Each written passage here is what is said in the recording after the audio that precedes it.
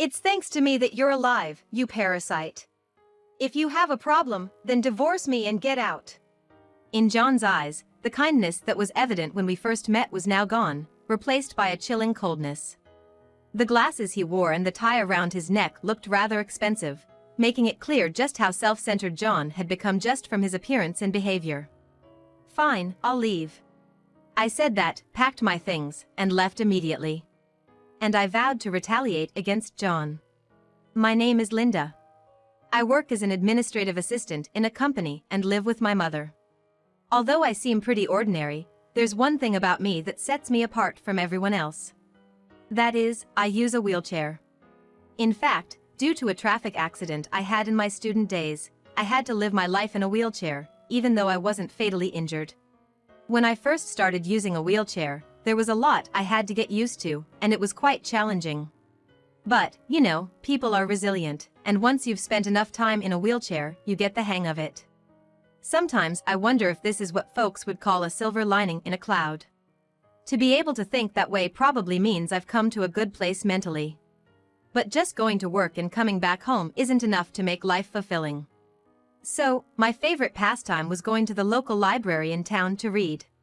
I've loved books since I was a kid, and even now as an adult, I'm still a bookworm. And that day too, I was at the library. But on that day, there was a medium-sized rock at the entrance for some reason, and I had trouble getting past it. The one who helped me was John. With his help, I could enter the library without a hitch. From then on, I often saw John at the library, and eventually, we started dating and finally got married. And so, I began living with John. But after a while, John made a surprising proposal. Linda, I want you to take good care of our home, and I want you to be my rock. So, I'd like you to be a stay-at-home wife. Please. Wait, a stay-at-home wife? John suddenly pleaded with me to become a stay-at-home wife, but to be honest, I really didn't want to quit my job. But John kept asking me over and over to be a stay-at-home wife, so in the end, I gave in. My colleagues never expected me to resign and tried hard to convince me to stay, but at the time, I prioritized my husband's wish over everything. In fact, just the act of telling the company I wanted to resign was exhausting, and by the time I did resign, I was mentally drained. Since I quit my job, life has felt dull and uninteresting. Out of boredom, I called my old college friend, Alicia, to vent, but she was quite critical of my feelings. In this day and age, where both men and women usually work, husbands who ask their working wives to become stay-at-home wives are rare. Linda, you're blessed, and you should be more grateful for your current situation. Alicia, unlike me, always talks about wanting to quit her job. It was clear that we had contrasting views. I had hoped Alicia might at least pretend to empathize with my frustrations, but she completely shut me down, leaving me feeling lonely. Plus, the allowance John gives me for household expenses is minimal, and I've had to be very frugal. When it wasn't enough, I had to dip into the savings I had accumulated when I was working full-time. Because of that, I was determined to not overspend and started cutting back significantly on my beauty expenses. Still, my savings were dwindling. Watching the balance decrease became a sad daily ritual, leaving me in a sour mood. But I found it hard to voice these concerns to my hardworking family, so I kept silent. So, without my fulfilling job and having to skimp on beauty expenses, the only joy left in my life was borrowing books from the library. Libraries are great, right? Being able to borrow books for free is awesome. At that time, I was more focused on saving money, and the joy of reading was overshadowed by the fact that I was borrowing books for free. It was a bit of a shock to realize how having less money could change one's perspective so much. Nowadays, with streaming services, you can listen to music for free, and there are definitely more free entertainment options than a few years ago. But, no matter how many free entertainment options there are, the reality of having less money still brings down your spirits. Even in such a situation, I still loved John. I didn't want to bring up anything with John that could lead to an argument, even if it meant distancing myself from him. For that reason, I never told John about the lack of household allowance. Instead, I silently endured, escaping reality by immersively reading books while listening to free music. However, after a while, John started coming home late more frequently. Concerned, I asked John, You've been coming home late recently. Is something wrong? To which John replied, Work's been busy, and I've been doing overtime. Sorry for making you worry. Honestly, in this modern age where overtime is becoming rare, I wondered if he could really be working late so often. But, given that I was relying on him for our living expenses, I found it hard to question him further and let the matter slide. But one day, John unexpectedly stayed out overnight. Feeling suspicious, I checked John's phone while he was in the shower. To my dismay, it was full of evidence that John had been cheating on me. Moreover, it seemed that the woman he was seeing had been in a relationship with him even before we got married. Even after finding undeniable proof, I didn't have the courage to confront John about his infidelity. I guess, back then, I was still in love with him and couldn't muster the strength. However, I was hurt by his betrayal and saved the evidence of his affair on my phone. The revelation of John's cheating devastated me. On top of that, there was no sign of him increasing the allowance he gave me. Even though we were married, I wondered why I was the only one enduring such misery. Overthinking the situation gave me migraines, adding to my worries. Life felt so terrible. Yet, every morning, I had to prepare breakfast and lunch for John. By that time, I had grown weary of making meals for him, wondering why I even had to cater to such a man, often sighing in frustration. John seemed oblivious to how I felt, quietly eating his breakfast and heading off to work with his packed lunch. He's probably gonna come home late again, I thought, sighing once more. But, surprisingly, John came home early that day and dined with me. However, he began criticizing me, saying, "The dinner today tastes off. And you're my wife, you should try to look prettier." Looking back, John might have been having dinner at his mistress's house, which could have been why he was coming home late. So, without realizing it, he might have been comparing me to his mistress, which is probably why he made such comments to me. I finally lost my temper and shouted at him. "After all the effort I put into making dinner, all you do is complain. Plus, I know about your affair. The reason I can't always look my best is that you barely give me enough money to get by. I've been using up my savings from when I was single because what you give isn't enough. I was better off when I was working and single." John, realizing that I knew of his affair, impulsively picked up a vase nearby and splashed its water at me. I was trembling, both with rage and fear from his unexpected behavior. John, seeming completely unapologetic, said, "You're just a leech living off me. If you've got a problem, divorce me and leave." His eyes, once filled with kindness when we first met, now appeared cold and distant. Looking closer, I could tell that even the glasses and tie John was wearing seemed expensive. Just by his appearance and behavior alone, it was clear how self-centered he was. "Well, I'm leaving." I said that, quickly packed my things, and left right away. And I swore to myself that I would get back at John. Although John clearly saw me leave the house, he made no move to stop me. In fact, he had an expression that almost seemed grateful I was going. I was shocked by how much John had changed.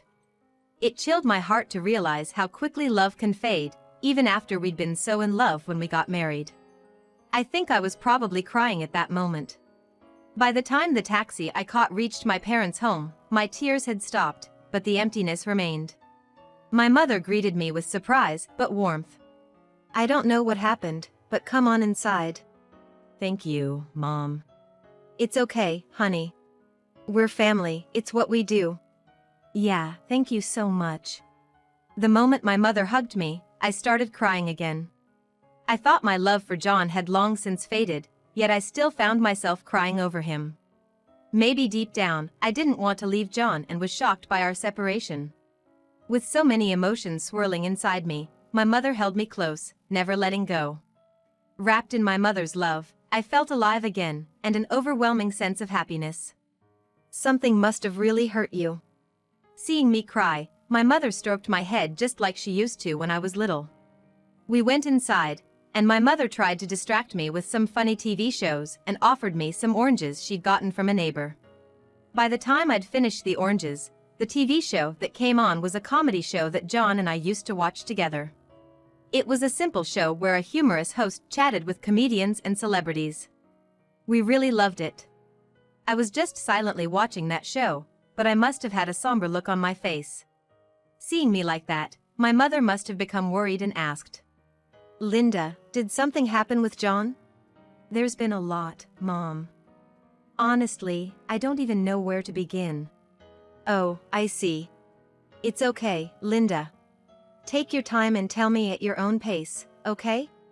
"Yeah, I'll do that." With that, I told my mother everything that had happened. After listening to my entire story, my mother was livid. "I can't believe someone would make my Linda feel this way. You can stay here as long as you want and relax. It must have been hard on you." "Thanks, Mom." "So, you're close with John's mom since you both went to the same school. Could you, maybe, mention what John did to me?" "Got it. I'll talk to her the next time we see each other. Leave it to me." Thanks to my mother talking to my mother-in-law, John got into big trouble. I had a missed call from John on my phone. When I called back, John shouted angrily, "Hey, what's going on? The allowance I was getting from my parents suddenly stopped, and it's causing me problems. You had something to do with it, didn't you?" Apparently, John had some debts from gambling, and he'd been using about 70% of his salary and the entire allowance from his parents to pay it off. Due to the sudden stop in his allowance, he was clearly panicking. Though it was due to my mother's interference that John's allowance was cut off, I didn't want anything to do with him, so I played dumb. "I don't know what you're talking about. I'm busy. Bye." With that, I hung up. I felt a bit relieved knowing John was facing this predicament, but I wasn't completely at peace. The resentment I had towards John kept building up, and my stress had solidified over time. Just a little revenge wasn't going to be enough to ease it. And the thing is, when people have too much time on their hands, they tend to obsess over petty things. Of course, I was no exception. As days went by, my grudge against John only deepened, and there wasn't much I could do about it. I could have vented to my mother, but I felt bad complaining about the same thing repeatedly, and I already knew her response would be predictable. So, I decided to reach out to my old friend, Alicia. Alicia responded immediately, and I could tell she was doing well. "I've got something to tell you. Wanna grab a coffee sometime?" I suggested, and Alicia agreed enthusiastically. As the day approached to meet Alicia, I felt excited. It made me realize how much I enjoy social interactions. Just thinking about what to wear was exhilarating. On the day of our meetup, Alicia and I met up and went to a nearby cafe. There, I told Alicia everything about what John had done and the current situation. "I see, that sounds tough." "Yeah, and John would give me so little for household expenses, but he always bought expensive stuff for himself. His glasses had all these fine details and embellishments, and his tie was made of what seemed to be expensive fabric with beautiful red and blue stripes." As I described the unique features of John's belongings, Alicia seemed to recall something and went silent for a moment. After taking a deep breath, she asked me, "Hey, Linda, can you tell me your husband's name? I feel like I might know him." "Oh, really? You know him? His name is John Martinez." "I do know him. Wow, John Martinez is my boss. I really don't like him. He's so annoying and nitpicky, and his instructions at work are hard to understand." I had no idea. "But how did you figure it out?" "Well, I happened to remember my boss wearing a distinctive tie that looked expensive. So when you mentioned a similar tie, I just thought maybe, and bingo! I was shocked." "I see. So, can you spread the word at the company about how messed up John is?" "That sounds good. If all goes well, he might quit, and you can get back at him. I'd be happy to help."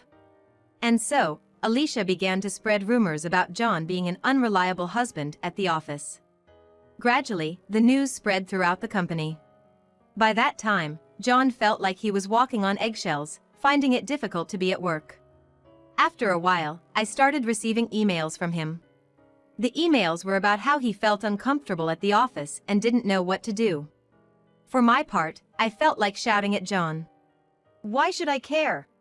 If you hadn't done what you did to me, none of this would have happened. It's all your own doing." But I didn't want anything to do with John, so I ignored the emails. However, it's strange how men act. The moment a woman stops chasing after them, they start chasing the woman. I've read about this phenomenon in many relationship advice books, but I never thought it would actually happen to me. Probably because I had been ignoring John's emails, I received another email from him. After some thought, I realized that I need you, Linda. I want to discuss our future and try to start over. Please, can we meet? I could feel the desperation in John's message, and by the time I finished reading, I was completely drained. Even a single email from John could ruin the good mood my mother and Alicia had set for me. Such power he had. Now, how to deal with this email? I did think about ignoring it again, but on second thought, John and I are technically still married. Honestly, I wished I could erase the fact that I registered our marriage with someone who brings me down. I even wanted to divorce him right away. So, thanks to John's email, I finally made up my mind to get a divorce. I acted swiftly. All right, if we involve our parents in the discussion, I'm okay with meeting you. And that's how I responded to John immediately. Soon after, I received a reply from John, and I was able to get his approval. I bet John probably thinks that because I'm seriously considering our future together, that's why I've said I want to discuss things involving both our families. He's likely in La La Land, completely misunderstanding the situation. As for me, I was in the middle of a triumphant pose, having successfully led John to that mistaken belief. I had been strategizing with my mother about how we'd teach John a lesson, and my mother had shared the plan with my mother-in-law. Then, surprisingly, my father-in-law also decided to join our strategy. It seemed that my mother-in-law and father-in-law were appalled at John's irresponsibility and bad character. They no longer saw him as their son. That's probably why they sided with me in this situation. So, with everyone except John, we kept discussing and refining our plan. On the day of the confrontation, my mother and I headed to the house where John lived. Upon arrival, John greeted us with a smile, but I felt a chill. Already in the living room were my mother-in-law and father-in-law. When everyone had gathered, John began to speak. Linda, would you live with me in this house again? No, I want a divorce. I calmly responded and began laying out the lawyer's business card and various pieces of evidence of his affairs on the table. Seeing this, John paled as my mother-in-law and father-in-law started berating him. How could you, as a man, let Linda go through all that? I never thought you'd turn out to be such a loser. We're done with you. Really, I don't want to see your face anymore, John.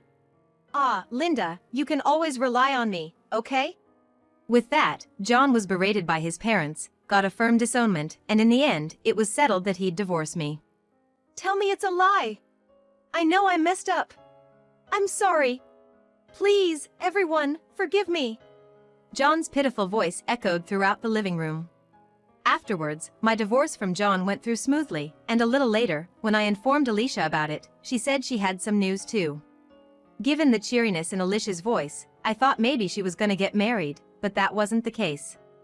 Turns out, Alicia joyfully informed me that John had quit his job. According to Alicia's story, after John and I divorced, he felt increasingly uncomfortable at work and eventually chose to resign voluntarily. Well, you know, I'm just glad I don't have to deal with that annoying boss nitpicking or taking those lousy job instructions anymore. Really, it feels like a thanks for letting me go moment. Alicia's carefree voice came over the phone. As for me, hearing about John's voluntary resignation, I felt a mix of happiness and emptiness. I mean, I didn't like John anymore, but he was once someone I loved. The fact that he left his job because of our issues weighed on me a bit. But John not only subjected me to financial abuse but also cheated on me. Maybe it was some kind of divine retribution. At least, that's how I tried to see it. Plus, John divided the property appropriately. Rumor has it that John is working day and night to pay off his debts and cover his living expenses. Seems like fitting punishment for him, if you ask me. As for myself, I've been living with my mother as usual. But I realized I couldn't keep doing that forever, so I started working as a full-time office worker again. Having had experience in administrative roles, I got hired quickly. My company regards me as an immediate asset, and they rely on me. Contrary to popular belief, office work can be pretty intricate when you get into the details. We administrative staff need to communicate well, teach each other, and sometimes cover for someone on maternity leave. Teamwork is essential. Working like this, naturally, I became close with my coworkers. That's why I really enjoy my job. Even when I come home tired, my mother, unchanged from those days, warmly welcomes me and has dinner ready. Having dinner with my mother, we chat about what happened at work today or engage in some light-hearted banter. I truly enjoy these moments. Frankly, my married life with John lacked these warm moments. It was pretty bland.